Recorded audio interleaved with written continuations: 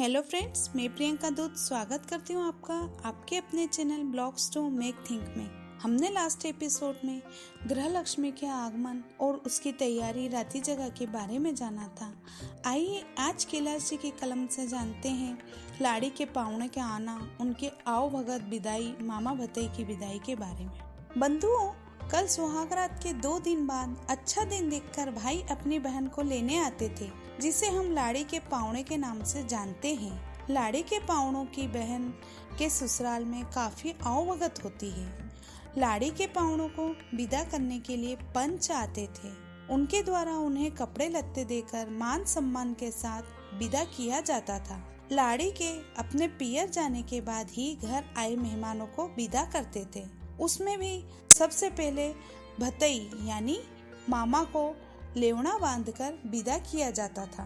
भतई को सबसे पहले विदा करने का रिवाज था। उसके पीछे कारण यह होता था कि भात भरने पिताजी, ताऊजी, काकाजी, बड़े भाई भी अपने दोहिते भांजे की शादी में आते थे और अतीत में ये लोग बहन बेटी के घर का अन्न जल ग्रहण नहीं करते थे। बेटी के घर इनके भोजन प्रसाद की व्यवस्था गांव अन्य जाति बिरादरी वालों के यहाँ होती थी।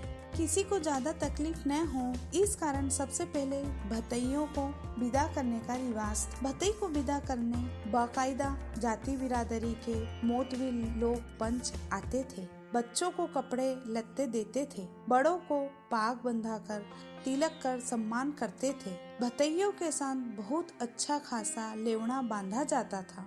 यह लेवना वे अपने गांव में जाति बिरादरी के घरों में बांटा जाकर सभी के मुंह मीठा कराते थे।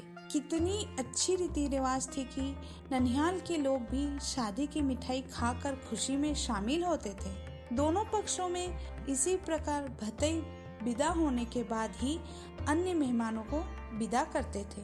वर पक्ष के यहाँ से सभी बहन बेटियों, जवाई भाई, रिश्तेदार विदा हो रहे हैं। उधर वधू पक्ष के यहाँ भाई अपनी बहन को ससुराल से लेकर घर आ गए हैं। बहुत ही हंसी खुशी से बेटी पियर जाती है।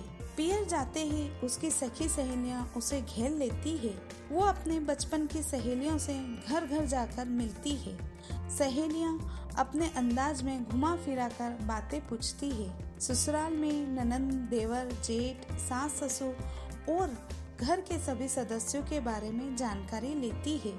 बहुत ही रोमांटिक बातें सहेलियों के बीच होती है। परिवार के लोग भी ससुराल के बारे में पूछते हैं। इन सभी वार्तालाप से ससुराल का पूरा आकलन हो जाता था। जिस प्रकार चावल की पतीली में से कुछ चावल निकालकर उसे दबाकर यह पता चल जाता है कि चावल पके या नहीं, उसी प्रकार ससुराल का व्यवहार, स्वभाव, रहन सहन, संस्कार सभी का अता पता लगा लिया जाता था। बच्ची के चेहरे से भी सब कुछ स्पष्ट झलकता था।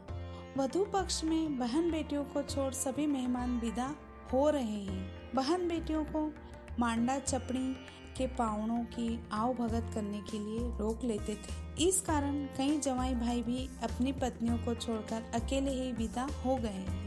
कैलाश जी, प्रकाश जी, श्री किशन जी, नरेश जी, विजय जी अभी रुक गए हैं। 3-4 दिन बाद कंवर सा ससुराल अपनी पत्नी को लेने अपने सभी छोटे भाइयों के साथ ससुराल में आते हैं। शादी के बाद पहली बार अपने छोटे भाइयों के साथ ससुराल में आने की इस रीति रिवाज को ही मांडा चपड़ी के पावने का नाम दिया गया है। मांडा चपड़ी के पावनों का आना, उनकी किस प्रकार आओ भगत खातिरदारी होती थी।